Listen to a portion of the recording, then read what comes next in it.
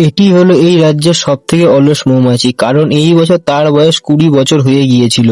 কারণ সে বেশি অলস হওয়ার কারণে কোনো কাজ করতো না, সে সারাদিন খাবার খেত আর সারাদিন ঘুমিয়ে থাকতো। আজকেও যখন সে অলসতা করছিল তখন এই রাজ্যে সেনাপতি তাকে দেখে ফেলে। সে সেনাপতিকে দেখে যখন স্যালুট জানাতে যায় তখন তার হাতে থাকা মধু তার মাথায় আটকে যায়। এই জন্য সে তখন আর অন্য হাত দিয়ে স্যালুট জানাতে গেলে ওই হাতও তার মাথায় আটকে যায়। এই জন্য সেনাপতি রেগে গিয়ে তাকে বলে আজকের মধ্যে তাকে সব মধু লাগিয়ে ফেলতে হবে।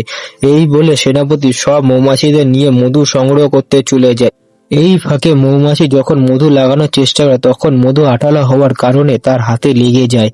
এই জন্য মধু ছাড়াতে গেলে তার হাত থেকে ছুটে গিয়ে মধু সেনাপতির মুখে লেগে যায়। সে দেখে তাড়াতাড়ি করে সে সেনাপতির মুখ থেকে মধু ছাড়াতে গেলে আরো বেশি করে মধু সেনাপতির মুখে লেগে যেতে থাকে। তখন সেনাপতি রেগে গিয়ে তাকে দূরে সরিয়ে দেয় আর নিচ থেকে বালি তুলে তার মুখ থেকে সব মধু সরিয়ে ফেলে। এই দেখে অলস মৌমাছির মাথায় একটা বুদ্ধি চলে আসে।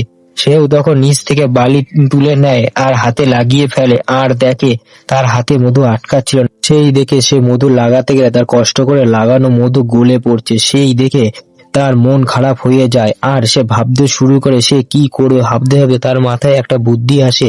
সে তখন বাইরে গিয়ে লাঠি নিয়ে আসে আর মধুতে আটকে দেয়, তবুও মধু গলে পড়তে থাকে।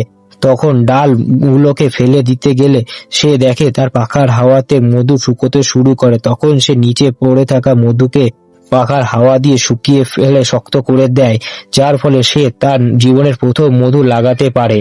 তখন সেখানে সেই সেনাপতি এসে বলে, এইভাবে আজকের মধ্যে তোমাকে 1000 খানা মধু লাগাতে হবে। আজকের মধ্যে না করতে পারলে তোমাকে রাতে খাবার দেওয়া হবে না। এই শুনে সে কঠোর পরিশ্রম করতে শুরু করে দেয় আর পরিশ্রম করতে করতে সে অবশেষে মাটিতে পুড়ে যায়। সেই সময় সেখানে সেই সেনাপতি বাকি মৌমাছিদের নিয়ে চলে আসে আর তারা দেখতে পায় সে পরিশ্রম করতে করতে রাজ্যের সবথেকে বেশি মধু লাগিয়েছে।